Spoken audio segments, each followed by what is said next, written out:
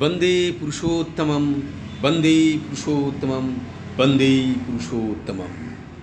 परम प्रेममय श्री श्री ठाकुर श्री चरण रे मोर भूमिष्ठ प्रणाम। परमाराध्या जगज्जननी श्री बर्मा, परम पूज्यपाद श्री श्री बर्दा, परम पूज्यपाद श्री श्री आचार्य देव श्री चरण रे मोर भूमिष्ठ प्रणाम। आज यही वीडियो सेशन रे, यही क्लास सेशन रे जो दादा माँ मैंने उपस्थित अच्छा समस्त को मोर आंतरिक रानंत जय गुरु। आशा करे समस्ते भलरे अछंती एवं भलरे रहिबे यही प्रार्थना जनाए परम प्रेममय श्री चरण रे। आज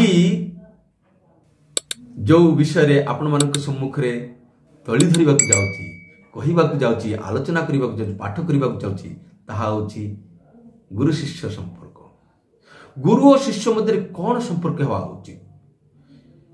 आमे केतेबेले गुरु करूछु, आमे गुरु धरुछु केतेबेले? परम प्रेममय श्री ठाकुर गोटे बाणी अच्छी, अभाव परिश्रांत मन ही ब्रह्म जिज्ञासा करती नतुबा करे नाही। यार अर्थ अभाव, अभाव पड़े ही मनीष गुरु बा भगवान को कथा मन पकाती। किपरि अभावटा कौन? अभाव कथा मध्य रही भाव, भावर विपरीत होची अभाव। अर्थात आमर जी जो भाव चली तार विपरीत हेले ही आम अभाव होचु। कहार अर्थ संपदर अभाव, किए नाम जश ख्यातिर अभाव, किए पाठ पढ़ी पास करि पारनती सेही अभाव। आज मु एटा किनिबा चाहूची, एटा पैसा नाही अभाव। मु चाहूची मोर स्त्री पुत्र कन्या समस्त मोर कथा मानिक चलती किंतु से माने मानुनाती, सेटा न पाइले अभाव। आमे भलो पाइबा चाहूचु, भलो न पाइले, भलो पाइबा न पाइले अभाव। एमिति भाबरे जीवन रे अजस्र अभाव अछि। किंतु एई अभावटा जेतेबेले अभावर पहाड़ जेतेबेले आम उपरे बोझ लदी जाए, आमे जेतेबेले चली पारुनु, सेतेबेले आमे ब्रह्म जिज्ञासा करूछु, ब्रह्म को मने पकाउछु, भगवान को मने पकाउछु, किए अछ मते बंचेइबो। एमिति गोटे उदाहरण मु आपन को देबाक जाउची।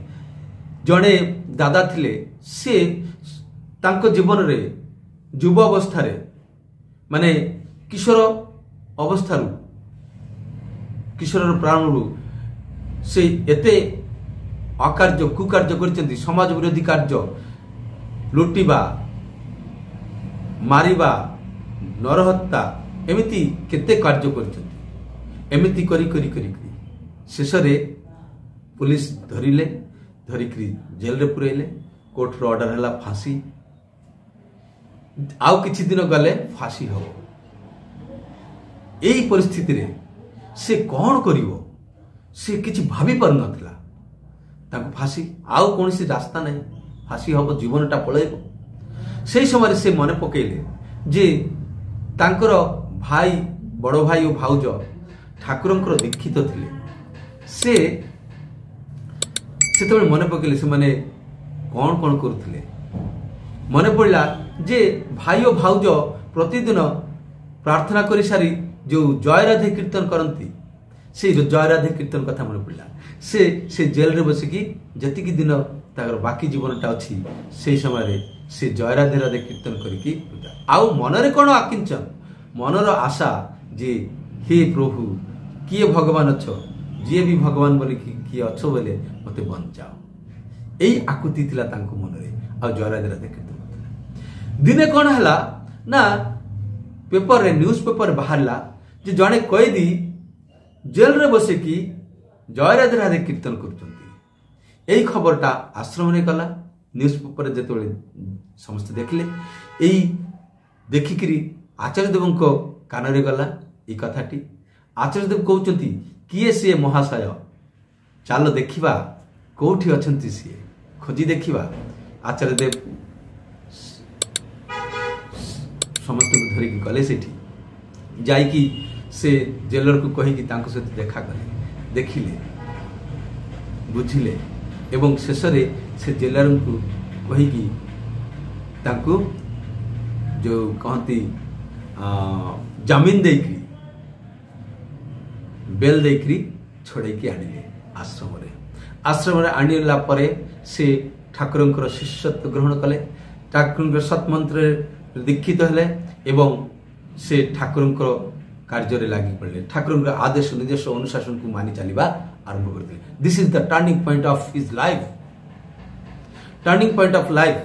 ଆମ୍ଭେ ଆମର ପ୍ରକୃତ ଅଭାବ କ'ଣ সেটা আমি জানিনু। ঠাকুরଙ୍କର ଗୋଟେ কথা ଅଛି, ভাবছো তুমি চলবে কিসে, ভাববার তুমি কে, ভাববার যিনি ভাবছেন তিনি, তুমি ভাবো তাকে। অর্থাৎ ভাবুছ বসিকি কেমিতি চলিব, କ'ଣ କରିବ, କୋଉଠୁ ପଇସା ଆସିବ, କୋଉଠୁ କିପରି ତମେ ତମର ଜୀବନଟାକୁ ଏଇ ଅଭାବକୁ ପୂରଣ କରିବ, ଏ ଭାବିବା ପାଇଁ ତମେ କିଏ ହେ, ତମେ କିଏ? ଭାବିବାର ଯିଏ ଭାବିବାର କଥା, ଯିଏ ଭାବି ପୁରୁଷ, ତାଙ୍କୁ ଭାବ, ତାଙ୍କର କଥା ଭାବ, ତାଙ୍କର ପଥରେ ଚାଲ। ଭାବିବାର ଯିଏ ସିଏ ଭାବୁଛନ୍ତି, ତୁମେ ତାଙ୍କୁ ହିଁ ଭାବ, ତାଙ୍କୁ ହିଁ ଧ୍ୟାନ କର, ତାଙ୍କର କଥାକୁ ମାନି ଚାଲ। ଅଭାବ ପଳେଇ ଯିବ, ଦୂର ହେଇଯିବ।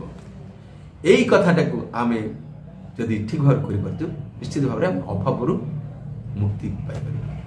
ଏବେ ଆମେ ଯିଏ ଯେତେଟା କରିପାରୁଛୁ, ମୁଁ କହୁଛି ମୁଁ କ'ଣ ସବୁ କରିପାରୁଛି, ମୁଁ କ'ଣ ଭାବିଙ୍କ ସାଙ୍ଗରେ ଯାଇଥିଲି? ହଁ, ଚେଷ୍ଟା କରୁଛି। ତ ଏବେ କଥା ହେଲା କ'ଣ, ସମସ୍ତେ ଚେଷ୍ଟା କରିବା। ଏବେ କଥା ହେଲା କ'ଣ ଯେ ସେ ବ୍ୟକ୍ତିଟି, ସେ ଭାଇ ଜଣକ ଶେଷ ଜୀବନରେ ଠାକୁରଙ୍କ କାର୍ଯ୍ୟ କରି ସେ ପାପ ତାପ ସବୁକିଛି ସଫା କରିକି ମୁକ୍ତ ହେଇ ଠାକୁରଙ୍କ କାର୍ଯ୍ୟରେ ଇଷ୍ଟମୟ ଜୀବନଯାପନ ବ୍ୟତୀତ କରିଛନ୍ତି। ଏବେ କଥା ହେଲା କ'ଣ, ଶିଷ୍ୟ ତ ଲାଭ କରିବା, ଶିଷ୍ୟର କର୍ତ୍ତବ୍ୟ କ'ଣ, ଶିଷ୍ୟର କର୍ତ୍ତବ୍ୟଟା କ'ଣ, ଏହାକୁ ପରିଷ୍କାର କରିବା ପାଇଁ ପରମ ପୂଜ୍ୟପାଦ ଶ୍ରୀ ଶ୍ରୀ ପିତୃଦେବ କ'ଣ କହିଛନ୍ତି ପ୍ରସଙ୍ଗ ସୂତ୍ରାନୁସାରେ ସେଇ କଥାଗୁଡ଼ିକୁ ଆପଣମାନଙ୍କ ସମ୍ମୁଖରେ ତୋଳି ଧରିବି। ଆଉ କେତେବେଳେ ଆମେ ଆମର ଜୀବନର ଲକ୍ଷ୍ୟକୁ ପ୍ରାପ୍ତ କରିପାରିବା, ସେଇ କଥାଟି ଆଜି ଏଠି ଆହୁରି ପୁଙ୍ଖାନୁପୁଙ୍ଖ ଭାବରେ ଆଲୋଚନା କରାଯିବ। ତ ଆପଣମାନେ ସ୍ଥିର ରୁହନ୍ତୁ, ମନୋଯୋଗ ସହକାରେ ଶୁଣନ୍ତୁ। ପରମ ପ୍ରେମୟ ଶ୍ରୀ ଶ୍ରୀ ଠାକୁରଙ୍କର ଗୋଟିଏ ବାଣୀ ଅଛି, ଶିଷ୍ୟର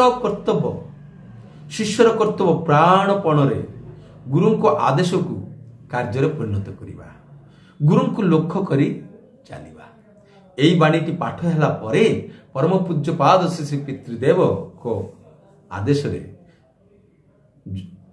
ଜଣେ ଆଲୋଚନା କରିବାକୁ ଆରମ୍ଭ କଲେ ଏବଂ ତାଙ୍କୁ ପଚାରିଲେ ତାଙ୍କର ଆଦେଶ ଅର୍ଥାତ୍ କ'ଣ, ତାଙ୍କର ବାଣୀ କ'ଣ ଗୋଟେ ଆଦେଶ ଅଛି, ନିର୍ଦ୍ଦେଶ ଅଛି। ନାମଧାନ କରିବା ବିଷୟରେ, ଉଷା ନିଶାରେ କ'ଣ କରିବା ପାଇଁ କହିଛନ୍ତି ଠାକୁର? ନା, କହିଛନ୍ତି ଉଷା ନିଶାରେ ମନ୍ତ୍ର ସାଧନ, ଚଳିବା ଫେରିବାରେ ଜପ, ଯଥା ସମୟରେ ଇଷ୍ଟ ନିର୍ଦ୍ଦେଶ ମୂର୍ତ୍ତ କରିବା ହିଁ ତପ। ଏଇ ତପସ୍ୟା, ଏଇଟା ହିଁ ତପସ୍ୟା। ହେଲେ ପରମ ପୂଜ୍ୟପାଦ ଶ୍ରୀ ପିତୃଦେବ କହିଛନ୍ତି ଉଷା ଅର୍ଥ କ'ଣ? ଉଷା ଅର୍ଥ କ'ଣ? ପାହାନ୍ତିଆ। ଯେତେବେଳେ ପକ୍ଷୀମାନେ ନିଜ ବସାକୁ ତ୍ୟାଗ କରିନଥାଏ, ସେହି ସମୟଟାକୁ ଉଷା ବୋଲିକି କୁହାଯାଇଛି। ଆଉ ଏହାର ପୂର୍ବ ସମୟଟା ହେଉଛି ନିଶା କାଳ। ହେଲେ ଉଷା ନିଶା ଠାକୁର ଯେମିତି ଭାବରେ କହିଛନ୍ତି ଠିକ୍ ସେମିତି ଭାବରେ ନାମ ଧ୍ୟାନ କରିବା ଉଚିତ। ଆଉ ପ୍ରାଣପଣ ଅର୍ଥ କ'ଣ? ପ୍ରାଣପଣର ଅର୍ଥଟା କ'ଣ ତାହା କହିବାକୁ ଯାଉଛନ୍ତି ଯେ ପ୍ରାଣପଣ ଅର୍ଥାତ୍ ପ୍ରାଣକୁ ପଣ ରଖିକି, ଅର୍ଥାତ୍ ଯେମିତି ଆମେ ଋଣ ନେଉଛୁ, ସୁନା ଗହଣା ଇତ୍ୟାଦି ରଖିକି ଆମେ ଟଙ୍କା ନେଉଛୁ, ସେଟା କ'ଣ? ପଣ। ସେ ପଣ ରଖିକି ଅର୍ଥାତ୍ ପ୍ରତିଜ୍ଞା କରିକି ଗଲେ ଯାଉ ପ୍ରାଣ କିନ୍ତୁ ରଖିବି ମୋର ବଚନର ସମ୍ମାନ, ଗଲେ ଯାଉ ପ୍ରାଣ କିନ୍ତୁ ମୁଁ ରଖିବି ମୋର ବଚନର ସମ୍ମାନ। ଏମିତି ଭାବରେ ଏମିତି ଭାବ ଅନ୍ତରରେ ରଖିକି ଯଦି ଆଦେଶକୁ ପାଳନ କରାଯାଏ ସେତେବେଳେ ସବୁ କିଛି ହୁଏ। ପରମ ପୂଜ୍ୟ ଶ୍ରୀ ପିତୃଦେବ ନଳିତାକୁ ପଚାରିଲେ ଆରୁଣିର ଗୋଟିଏ ଗପ ଅଛି ନା, କ'ଣ ସେଇଟା? ସେ କହିଲେ ଗୁରୁ ଆରୁଣିକୁ ଜମିର ଯେଉଁ ହିଡ଼ ଥାଏ, ହିଡ଼ ବାନ୍ଧିବା ପାଇଁ ନିର୍ଦ୍ଦେଶ ଦେଇଥିଲେ। ସେ ପାଣିର ବେଗ एते परिमाण अच्छी जे ताकू आउ रोध कर अटकई पारा नहीं शेष निरुपाय हो आरुणी निजे सेठी हिड़ होइकरी सोई पड़िथिले। याडे राति हो गला आरुणी आउ फेरुनांती ताहा देखी गुरु से घटनास्थल को पहुंची देखिले आरुणी को निष्ठा किपरि भाव से गुरु तांकर कथा को वास्तव में परिणत करबा पाई जीवन लगे देछंती निजे से हिड़ भलिया सोईकरी पानी को अटकाउछंती। गुरु यह देखी प्रीत हेले एवं तांकु सादर रे स्नेह कले। श्री पितृदेव आहरी कहते उपमन्युर भी गोटे घटना अच्छी जेपरी उपमन्यु गुरुर को आदेश पालन करने को जाई कौन न करचंती ताहा देखि पितृदेव कहते जे गुरु को आदेश पालन करने को गले कृष्णता वर्ण करने को हुए आ ताहा वर्ण करथिले उपमन्यु शेष पर्यंत गुरु खुशी होई तांकु ब्रह्म ज्ञान दान करथिले। गुरु खुशी हेले जते शत बाधा मध्यरे मध्य ठीक एई उपमन्यु भलिया सिद्धि रे जीवन सिद्धि लाभ करी चरम सिद्धि लाभ करी आरुणी उपमन्युर भली एमिति जो सब घटना गुड़िक अच्छी ताहा अच्छी गुरु भक्तिर उज्जवल निदर्शन। श्री पितृदेव आहरी कहले जे तपवती चौधरी को आलोचना करने कहले से कहले जहाँकर अनुशासनवाद मानि चलिबा पाई आमे दीक्षा नेउ सी होचंती गुरु जहाँकर आदेश मानिक चल दीक्षा अर्थ दक्षता अर्जन करिबा आमे दक्षता केतेबेले हेई पर जेतेबेले गुरु को आदेश को पालन करू मंत्र भलिया कार्य करिबो एही दक्षता अर्जन करिबा पाई तांकर अनुशासन को प्राणपण रे मानि चलिबा को हो। श्री पितृदेव कहते हाँ तांकर अनुशासनवाद जदि मानि न चले हेले आमे तांकर आदेश को कार्य किपरि परिणत करिबु दक्ष भी किपरि हेबु किपरि भाव रे आमे दक्ष सबुआडे दक्ष हे उठी पारिबु ठाकुर को अनुशासन वाद को मानि चरित्र को गठन करिबु दक्ष हे उठबु हेले ही एई भली भाव रे ईश्वर को पाइबार ईश्वर प्राप्तिर बाट मध्य खोली जिवो। हेले देखंतु एई सहज सरल भाव रे यदि आमे गुरु को आदेश पालन करू आमे ईश्वरत्व लाभ करिवार पथ रास्ता मध्य आमे पाई जिवु। तेणु श्री पितृदेव कहले प्राणपण रे मानिबा को पड़िबो काहेकि कारण आमे शिष्य हेछि तांकर प्राणपण रे तांकर आदेश को पालन करबा पाई तो आमे तांकर दीक्षा नैचु ना कौन। यहाँ पर जड़े प्रश्न कले अनुकरण करिबा आउ अनुसरण करिबा आमे गुरु को अनुकरण करिबा ना अनुसरण करिबा।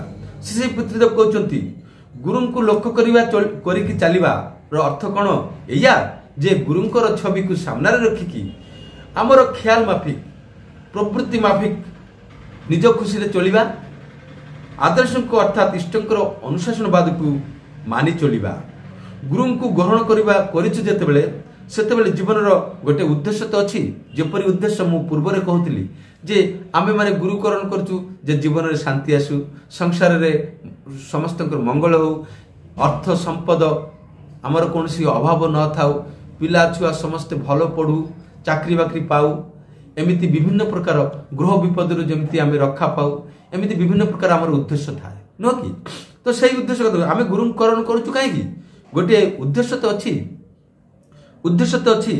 तेले से उद्देश्य को किपरि पाई हबो सेही भली भाव करने पड़ो जेपरी गोटे उदाहरण देकी कहले जेपरी पश्चिम दिगरे गोटे पहाड़ को देखी गले सेटा डिग्रिया पहाड़ मु जदि चाहे से डिग्रिया पहाड़ को जीवा पाई हेले जो भली भाव रे सेठी जाई हुए से भली भाव रे जीवी बा गली किंतु निजे जदि नुआ गोटे रास्ता सीधा शॉर्टकट रास्ता तैयारी करी गली एवं से जीवा बाटरे नदी नाल झरणा जहा आसुची ताकू जेपरी भाव रे पारि होगा पड़ो से भाव में पारि हेली जंगल रे कंटा बिछी अच्छी से सब मध्य देकी मु पहाड़ को चढ़ी गली हुए तो यही जो नुआ रास्ताटी मु तैयारी कली जीवापाई यही रास्ताटी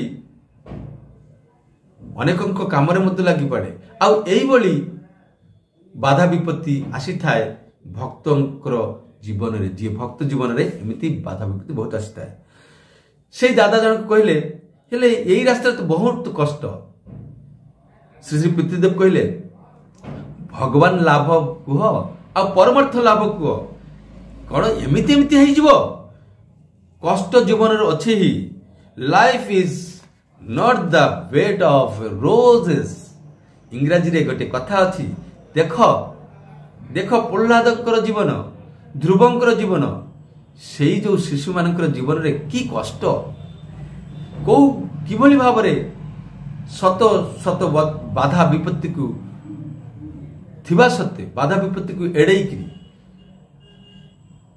प्राण संकट रे पकईकी मध्य एकनिष्ठ होई भगवान को पथरे चली भगवान को पथरे चलवा जाई बाधा आसीब ही आकु अतिक्रम करने को पड़ो अतिक्रम करने को हुए यही भली भक्त जीवन रे अनेक भक्त जीवन अनेक दृष्टांत देखा मिले श्री पितृदेव आहरी कहते एवं देखते ये गोटे अविंदाकर गोटे गीत अच्छी ना ओ राजा बोले बोलू ओ राजा बोले बोलू ओ राजा बोले करू তোমার পথে চলুন আমার টলবে না তোমার পথে চলুন আমার টলবে না ওরা মানে সেমানে কিয়ে এই আম জীবন ভিতরে বাহারে পারিপার্শ্বিকরে কেতে শত্রু মিত্র অছন্তি जो माने आमर चलिबा पथर विरोध बाधा सृष्टि करती एवं आम जीवन निज जीवन रे वृत्ति प्रवृत्ति षडरूप जो माने अछंती से माने मध्य बाधा सृष्टि करती केवल बाहरटा देखिले हबनी से माने जहा करंतु करू से माने जहा कहंतु करंतु किंतु मो इष्टंकर कथा सुनबी मो विवेकर अवलंबन करबी मनर अनुसरण करबी नाही मो परम प्रेमकर आदेश को प्राणपण रे पालन करबी तो यही कथाटा कहते एवं श्री श्री पितृदेव कहते गुरु धरी कहीं मुही तो गुरुकरण कर अर्थात मो शिष्य शिष्यकर कर्तव्य कौन परिशेष से कथाटी आसी गुरु को आदेश को वास्तव में रूप देवा फुटे तोलिबा आउ ताहा करिबा करिबु किपरि भाव रे प्राणपण देकरी अर्थात भीष्मंकर प्रतिज्ञा करी प्राणपण अर्थ कौन आवश्यक स्थल रे आवश्यक हेले जीवन देकी मध्य कार्य सिद्धि करिवार संकल्प जेमिति भीष्मर प्रतिज्ञा कार्य सिद्धि करिवार संकल्प आ एई भली भाव रे गले आमे ईश्वर प्राप्ति हेई परबो ईश्वर लाभ ईश्वर तो लाभ करि परबो आशा करुच्ची सबकि सुस्पष्ट हो पुंखानुपुंख भाव में बुझी पारे भिडटी जदि भी टिके बड़ हो जाए क्षमा प्रार्थना करुच्ची किंतु गुरुंकर आदेश पालन करने प्राणपण रे यही प्रतिज्ञा एबेठारू नहीं आमे चलवा संकल्पबद्ध हवा ठीक अच्छे जय गुरु वंदे पुरुषोत्तम।